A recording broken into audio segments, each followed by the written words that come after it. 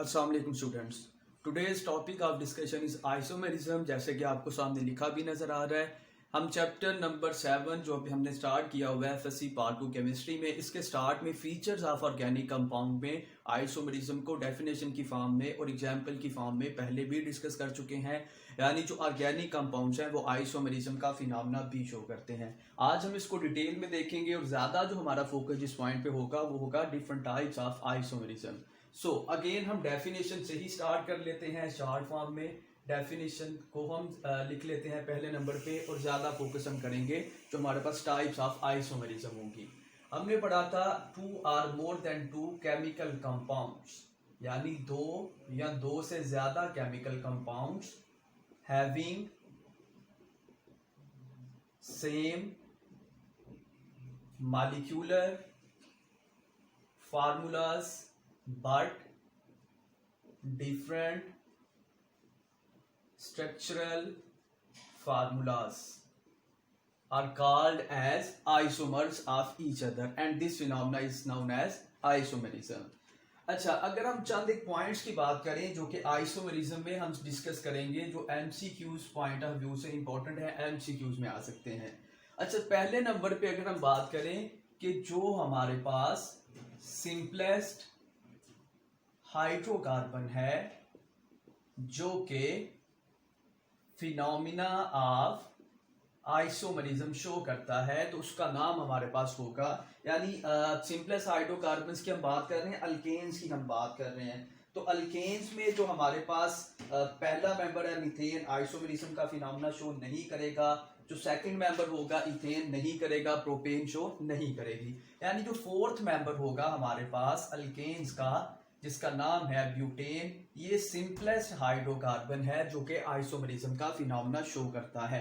अच्छा, उसके बाद अगर हम कार्बन नंबर को इंक्रीज करते जाएं, यानी ब्यूटेन से पेंटेन पे चले जाएं, 6 कार्बन हेक्सेन पे चले जाएं एंड सो ऑन, तो ये एक डायरेक्ट रिलेशन की फॉर्म में हम इसको याद रख सकते हैं। यानी कि जो हमारे पास नंबर ऑफ कार्बन एटम्स हैं they are directly proportional to the number of isomers। यानी जितने ज्यादा कार्बन का नंबर इंक्रीज करता जाएगा, हम हायर हाइड्रोकार्बन्स की तरफ मूव कर रहे हैं, तो हायर हाइड्रोकार्बन्स की तरफ मूव करने से नंबर ऑफ आइसोमर्स भी इंक्रीज करते जाएंगे। एक एग्जांपल से इसको अगर हम समझें, if we have alkane of 30 carbons, यानी हमारे पास अल्केन है जिसमें नंबर ऑफ कार्बन एटम जो है वो 30 है, यानी 30 कार्बन एटम्स वाली हमारे पास अल्केन है। तो इसके अगर हम बात करें नंबर ऑफ आइसोमर्स की, तो ये जो हमारे पास हैं ये हो सकते हैं मोर देन 4 बिलियंस, यानी कि जस्ट 30 कार्बन है और 4 बिलियंस है। इट मीन जितने ज्यादा कार्बन का नंबर होगा उतने ज्यादा नंबर ऑफ आइसोमर्स जो है वो ज्यादा होते जाएंगे। और ये जो हमारे पास पॉइंट्स हैं ये इंपॉर्टेंट है हमारे पास for MCQs point of view. अच्छा, हम जो मेन हमने स्टार्ट किया आइसोमेरिज्म, उसकी टाइप्स की तरफ आते हैं। जो पहली टाइप है उसको आज हम डिटेल में डिस्कस करेंगे, जिसका नाम है हमारे पास स्ट्रक्चरल आइसोमेरिज्म। नाम से भी हमें पता चल रहा है, जैसे हमने स्टार्ट में डेफिनेशन में भी पढ़ा कि इनका मॉलिक्यूलर फार्मूला जो होता है वो सेम होता है, स्ट्रक्चर डिफरेंट होता है।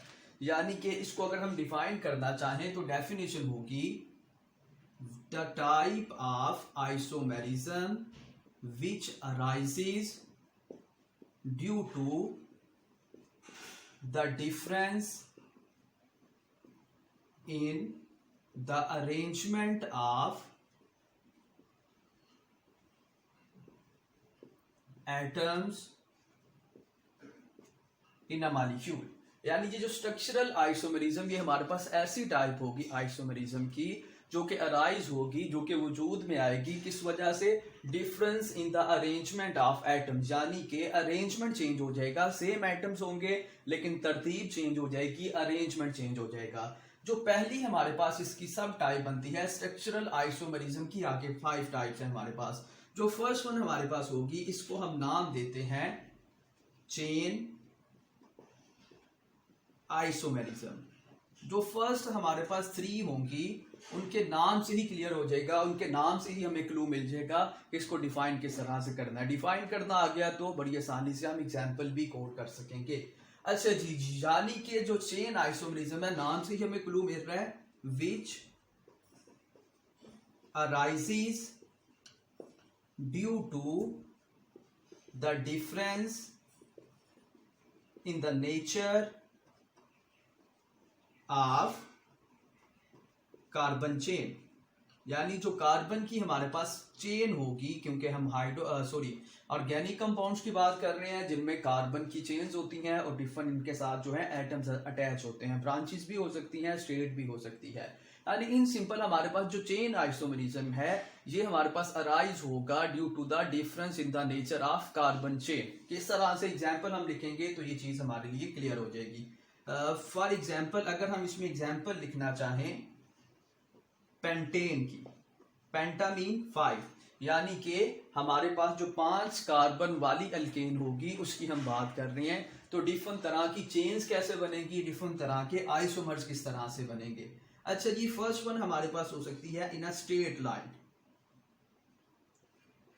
जो कॉर्नर्स में हमारे पास कार्बन है इनके साथ 3-3 हाइड्रोजन्स और जो दरमियान में होगी इनके साथ 2-2 हाइड्रोजन्स आ जाएंगी। जो फर्स्ट वन है इसको हम नाम देते हैं एन पेंटेन।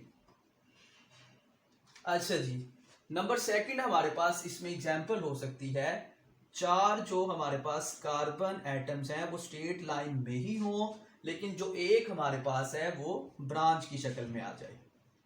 इसी तरह से कॉर्नर्स में हमारे पास 3-3 हाइड्रोजन्स और सेंटर में हमारे पास 2-2 हाइड्रोजन्स कार्बन की वैलेंसी यानी कि 4 बॉन्ड्स को कंप्लीट करने के लिए। अगेन इसमें भी नंबर ऑफ कार्बन एटम्स भी सेम है, हाइड्रोजन एटम्स भी सेम है, लेकिन ये ब्रांच की शक्ल में है तो इसको हम नाम देते हैं आइसो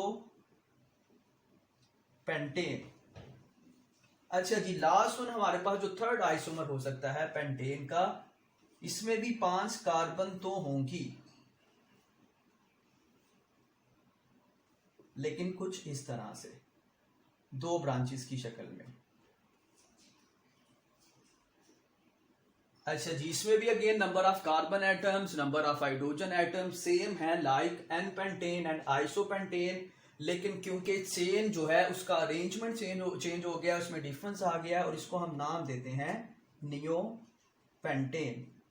यानी कि there are 3 different isomers of pentane, जो कि हमारे पास किस कैटेगरी में आ रहा है, चेन आइसोमरिज्म में। जस्ट चेन इनमें जो अरेंजमेंट है, चेन की जो नेचर है वो चेंज हो रही है, एक स्ट्रेट फिर एक सिंगल ब्रांच और फिर एक ही कार्बन के ऊपर 2 ब्रांचेस अटैच हैं। This is the first type of structural isomerism. अच्छा जी, नंबर सेकंड पे अगर हम बात करें तो सेकंड वन जो होगी इसका नाम होगा position isomerism.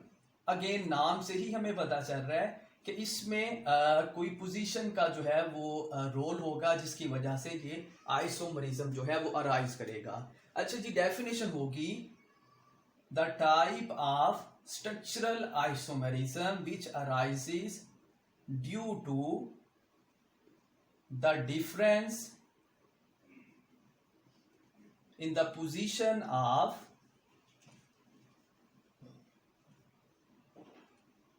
same functional group।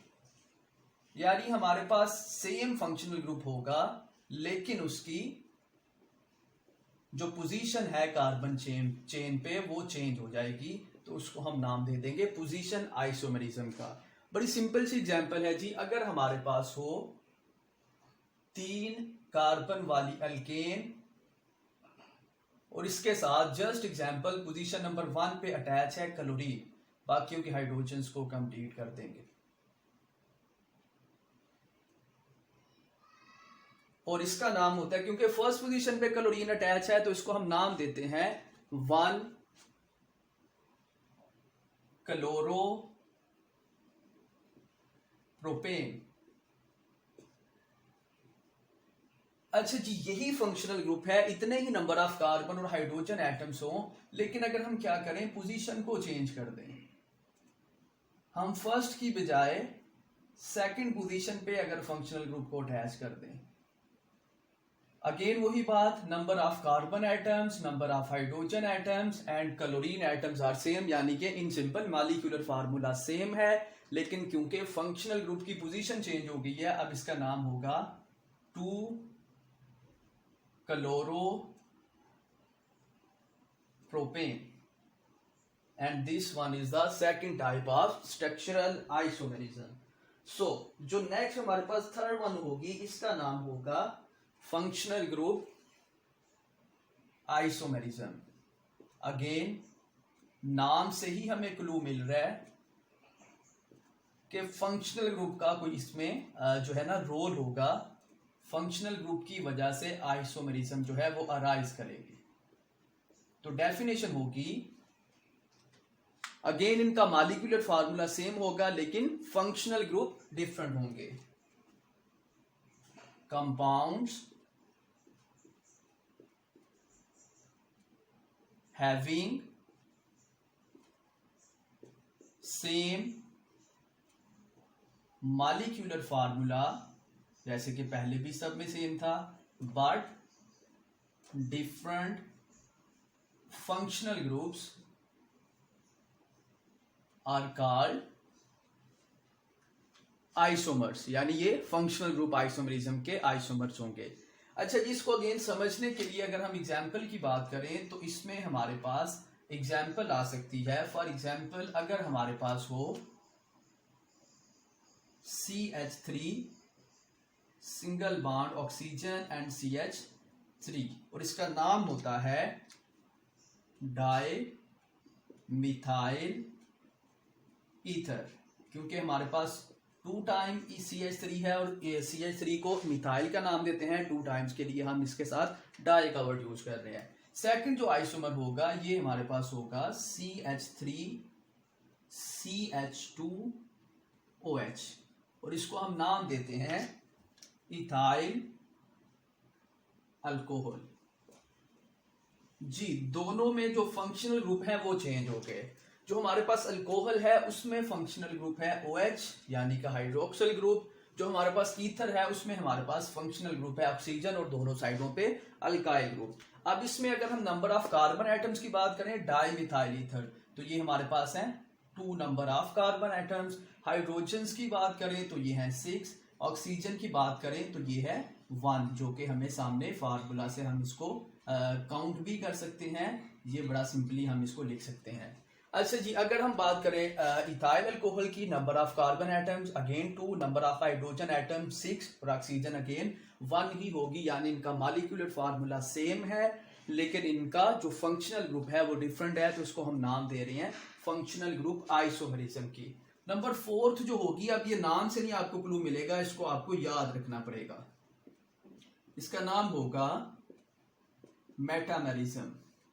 अच्छा जी, मेटामेरिज्म क्या होती है, ये किस तरह से अराइज होती है, इसको हम जो है ना लास्ट वन जाके जो है ना डिस्कस करेंगे। चल एक साइड पे जो है ना लास्ट वन जो होगी, सॉरी ये सेकंड लास्ट वन है, लास्ट वन जो है उसको हम सेकंड कॉलम में डिस्कस कर लेंगे। अच्छा जी, मेटामेरिज्म हमारे पास होती है the type of structural isomerism which arises due to the unequal distribution of carbon atoms on either side of functional group। जी, ये किस तरह से, इसको समझने के लिए पहले मैं एग्जांपल लिखता हूं फिर मैं इसको एक्सप्लेन करूंगा। अच्छा जी, जस्ट एग्जाम्पल, हमारे पास जो फर्स्ट आइसोमर है ये हमारे पास है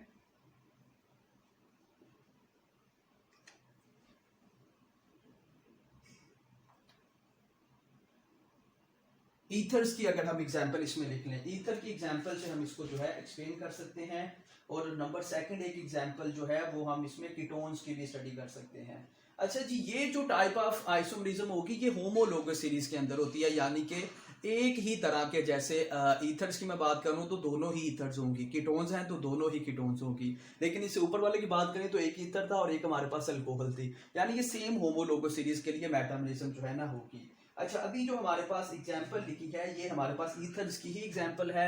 ये हमारे पास हो सकती है C2H5 ऑक्सीजन, और दूसरी साइड पे भी C2H5। अच्छा, इसको खोल के अगर लिखना चाहें तो इस तरह से भी हम लिख सकते हैं, जैसे हमने CH3 पहले लिखा और CH2 बाद में, इकट्ठा भी लिख सकते हैं। और इसका हमारे पास नाम होगा C2H5 को हम नाम देते हैं इथाइल ग्रुप, क्योंकि 2 टाइम्स है तो इसका नाम होगा डाई इथाइल ईथर। और इसके सेकंड आइसोमर की बात करें तो जो सेकंड आइसोमर हमारे पास बन रहा है वो भी ईथर फैमिली से ही होगा, क्योंकि मैं कह रहा हूं ये सेम होमोलोगो सीरीज है। तो ये हमारे पास होगा CH3 oxygen, CH2 and CH3, और इसका नाम होता है CH3 group is called methyl group, जैसे मैं आपको ऊपर भी बता चुका हूं। अच्छा जी, और ये जो है इसको हम नाम देते हैं, 3 कार्बन होंगी तो उसको प्रोपेन का नाम देते हैं, और प्रोपेन से अल्काइल बना हुआ है यानी प्रोपाइल बना हुआ है, क्योंकि स्ट्रेट लाइन में है तो इसको नाम देंगे एन प्रोपाइल ईथर। अगेन इनमें number of carbon atoms, number of hydrogen atoms और number of oxygen atoms same है, लेकिन इनमें क्या हुआ, अनइक्वल डिस्ट्रीब्यूशन हो गई, जो कि हमने ऊपर डेफिनेशन में भी पढ़ा। इधर जो हमारे पास फंक्शनल ग्रुप है, जो ऑक्सीजन है, इसकी दोनों साइडों पे 2-2 कार्बन और 5-5 हाइड्रोजन हैं। लेकिन अगर हम नीचे वाले आइसोमर की बात करें तो इसमें जो ऑक्सीजन हमारे पास फंक्शनल ग्रुप है उसकी एक साइड पे हमारे पास नंबर ऑफ कार्बन एटम 1 है और नंबर ऑफ हाइड्रोजन एटम्स 3 हैं। दूसरी साइड पे बात करें तो नंबर ऑफ कार्बन एटम्स 3 है और नंबर ऑफ हाइड्रोजन एटम जो है वो 7 हो जाएंगे। इट मीन जो फंक्शनल ग्रुप की दोनों साइडें हैं उसमें अनइक्वल डिस्ट्रीब्यूशन है, यानी जो तकसीम ऑफ एटम्स है वो डिफरेंट है। इस वजह से इस तरह की जो टाइप ऑफ आइसोमरिज्म होगी, स्ट्रक्चरल आइसोमरिज्म की, उसको हम नाम देते हैं मेटामरिज्म की। ओके जी, लास्ट वन जो हमारे पास स्ट्रक्चरल आइसोमरिज्म की टाइप है, अनदर वेरी इंपॉर्टेंट टाइप, और अगेन इसके भी नाम से तो आपको किसी हद तक क्लू नहीं मिलेगा, इसकी डेफिनेशन होगी और इसका नाम होगा टाटोमेरिज्म। अच्छा जी, टाटोमेरिज्म क्या होती है, इसको भी अगेन डेफिनेशन की फॉर्म में अगर हम पहले लिखें तो ये होगी the type of structural isomerism which arises due to the shifting of proton, यानी कि हम बात कर रहे हैं H पॉजिटिव की, from one atom to another atom within same molecule, यानी कि एक ही मॉलिक्यूल के अंदर क्या होगा, जो प्रोटॉन है जो हमारे पास H पॉजिटिव आयन है वो मूव कर देगा एक एटम से, उसकी शिफ्टिंग हो जाएगी एक एटम से दूसरे एटम की तरफ। तो इस तरह की जो टाइप ऑफ आइसोमरिज्म है उसको हम टाटोमरिज्म का नाम देते हैं। अगेन इसकी अगर हम एग्जांपल की बात करें तो इसकी एग्जांपल में हमारे पास एग्जांपल हो सकती है अमाइनो एसिड्स की, which is a monomer of protein, यानी प्रोटीन अमाइनो एसिड से ही मिलकर बनी होती है। अच्छा जी, एग्जाम्पल की अगर हम बात करें तो हमारे पास सेंटर में कार्बन है, एक साइड पे हमारे पास अल्काइल ग्रुप होगा जिसको R से रिप्रेजेंट करते हैं, एक साइड पे हाइड्रोजन, एक साइड पे अमाइनो ग्रुप, और लास्ट वन हमारे पास COOH यानी कि कार्बोक्सिल ग्रुप होगा। अब इसमें क्या होगी, shifting of proton according to definition, ये जो हमारे पास हाइड्रोजन होगी कार्बोक्सिल ग्रुप के साथ ये मूव कर जाएगी अमाइनो की तरफ, तो इसके रिजल्ट में जो सेकंड आइसोमर बनेगा वो कुछ इस तरह से होगा, कार्बन हाइड्रोजन, उसी तरह से इधर हमारे पास कार्बन और साथ में 2 ऑक्सीजन, क्योंकि प्रोटॉन निकल गया तो इस पे चार्ज आ गया नेगेटिव और इसमें प्रोटॉन एंटर हुआ तो इस पे चार्ज आ गया पॉजिटिव। और इसका एक और नाम भी होता है, उसको भी आपने याद रखना है, this one is also called as zwitter ion. यानी इसमें एक ही मॉलिक्यूल के अंदर दो आयंस हैं, एक पॉजिटिव और एक नेगेटिव। सो स्टूडेंट्स, आज हमने डिटेल में जो डिस्कस किया ये हमारे पास स्ट्रक्चरल आइसोमरिज्म था और इसकी कुछ टाइप्स थी, वेरी इंपॉर्टेंट टॉपिक। नेक्स्ट जो हमारा लेक्चर होगा उसमें इंशाल्लाह हम ज्योमेट्रिकल आइसोमरिज्म को स्टडी करेंगे। ओके जी, थैंक यू एंड अल्लाह हाफिज।